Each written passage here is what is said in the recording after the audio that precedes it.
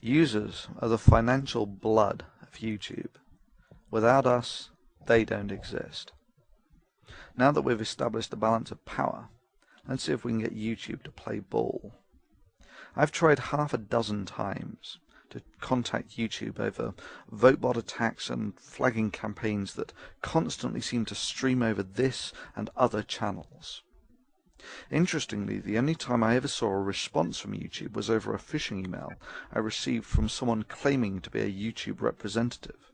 They'd given their channel an official look by embedding a featured video from YouTube's official advertised channel.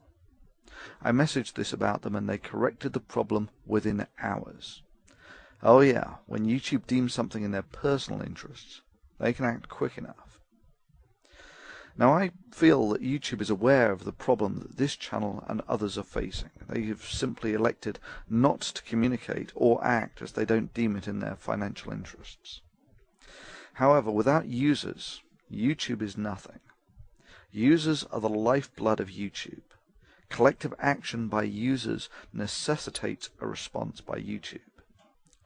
It has been my ongoing and lengthy experience that YouTube's help system is utterly ineffective and deliberately infuriating to use. It has become clear to me that YouTube not only reads messages sent to its advertised channel, but rapidly acts on them when it's in their best interests. This is, of course, essential to their financial existence of advertising revenue. They have to read these messages. Well, you don't have to be Einstein to figure out what the most effective strategy for the users is. If you're going to protest as a user, do it where it's effective.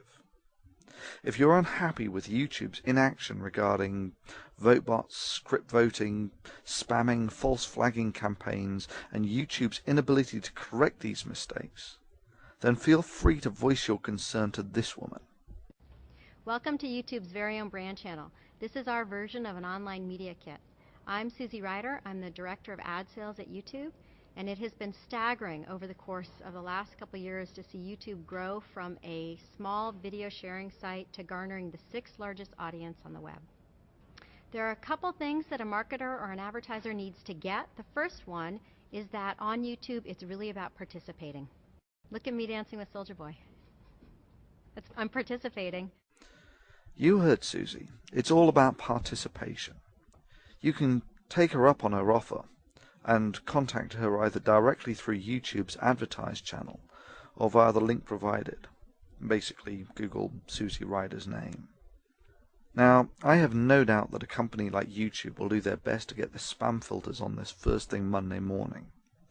So if you want your voice to be heard, it's best to use unique wording and probably include the odd line about advertising, etc. Be creative. And yeah, it has occurred to me that YouTube might shut me down for this. I'm sure they could spin this into a violation of some sort. Hell, the guidelines are so vague that anything could be a violation. Well, anyway, that's for them to do the cost-benefit analysis on. For me, this is simply a calculated risk. If YouTube decide to play ball here, there will be less angry users writing the messages, and YouTube will be a better maintained and fairer forum. It's win-win. If they don't, then the Thunderfoot channel is gone, and YouTube makes its statement about how it values the opinions of users, and the site likely becomes an increasingly bland and sterile commercial video network, the trajectory it's arguably on already. Irrespective of YouTube's actions, the optimum strategy for us free thinkers now is for you to add the big channels as friends. Basically, this allows us, when someone brings a VoteBot attack to our attention, to alert thousands and maybe even tens of thousands to the problem. This is a form of workaround for dealing with symptoms. Only the system engineers can provide a cure. And yeah, that's you, YouTube.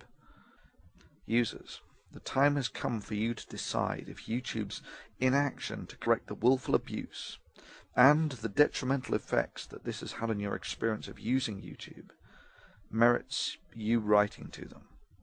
Your collective actions will decide the outcome. To a very large extent, you, the YouTube community, will get the forum it deserves. Success or failure now lie within the hands of the users. It is time to choose your path.